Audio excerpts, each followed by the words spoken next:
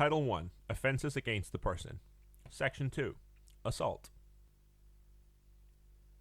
Title 1, Section 2, Assault, is a misdemeanor offense.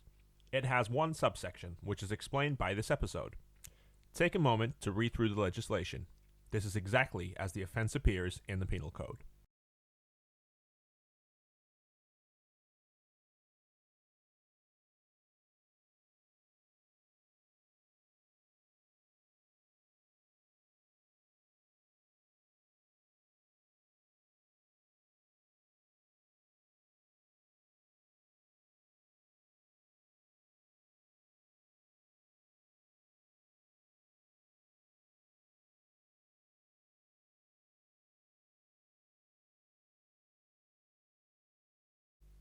Basic offense definition.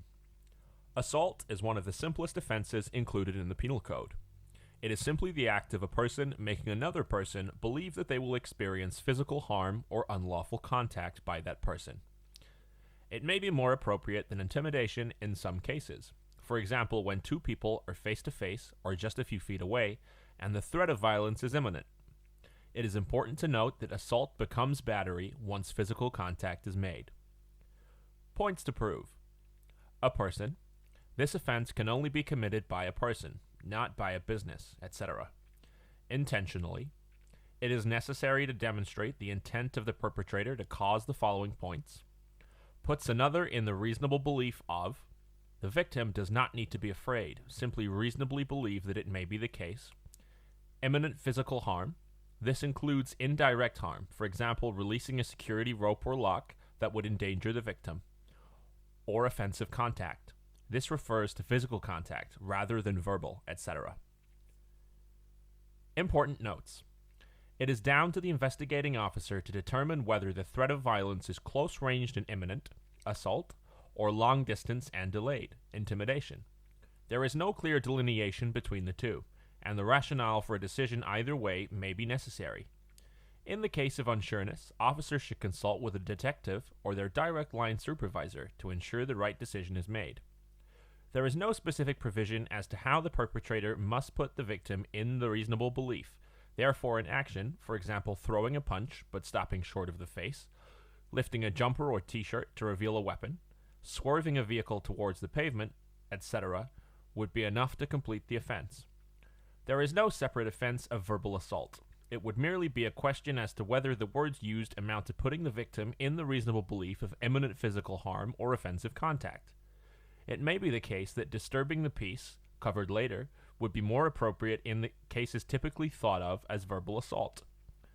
When the threat escalates beyond putting the victim in the reasonable belief to actually carrying out an attack, this becomes battery. The common sense definition of assault is irrelevant. Once physical contact takes place, it becomes battery. Covered later. Investigative procedure. You should record the nature of the action, words, or incident that led the victim to be put in the reasonable belief. Identify whether or not such belief is reasonable. For example, the relationship between the perpetrator and the victim, the stature and size of each, whether they are known to each other, etc. You will need to speak to the victim to determine whether or not they have been placed in a reasonable belief of physical harm or unlawful contact.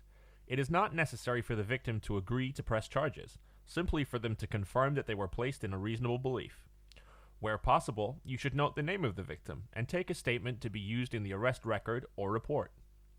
A key investigator action will be to determine the distance, both in terms of space and time, between the person communicating the threat and the recipient of such a threat, as well as the ability of the perpetrator to actually carry out the action which the victim believes may occur. For example, a prisoner in the back of a police car, with a locked door, and in handcuffs, threatening to kick an officer's head in. The prisoner cannot reasonably carry this out imminently. This would be intimidation. Administrative procedure. It is not required to file an arrest record or report for assault by default.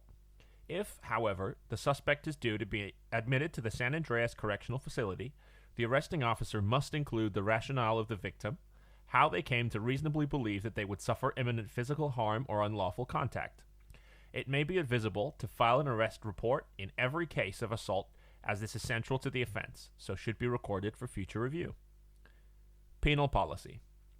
Intimidation is a misdemeanor offense, so falls under officer discretion, covered later. There is no requirement to retain DNA for this offense. This offense has a sentence range of 15 to 40 minutes. In deciding the appropriate sentence, you may wish to consider the effect the assault has had on the victim, the extent to which they have escalated to a battery, the intent of the suspect to escalate this incident from an assault to a battery, the purpose of the assault and desired outcome of the suspect, etc. If a warrant is issued for assault, it would be considered low risk.